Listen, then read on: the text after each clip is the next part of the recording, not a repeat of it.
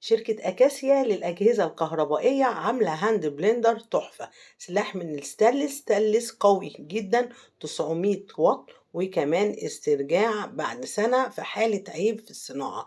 دخلت البيت وبسرعة كانت عندي بصارة، قلت أجرب إيه هاند بلندر أكاسيا، يا ترى فيه إيه. لقيته فعلا تحفة وسريع جدا وجودة وضمان، وكمان أسعفني بالمطحنة الصغيرة الموجودة في مجموعة هاند بلندر لأكاسيا. ضربتها كده بسرعة وكانت تحفة بجد، هرست لي التوم سريعا. ليه؟ لأن الشركة ديت بجد فيها ضمان، فيها توكيل، شركة مصرية 100%. زي ما اتفقنا استبدال بعد سنة، والسنة التالتة الصيانة بتيجي لحد عندك فري، وبتعمل لك صيانة للجهاز. وكمان مش قطعة المطحنة وبس، لا، لقيت حاجة أحلى وأحلى زي ما انتم شايفين، فيها كذا قطعة.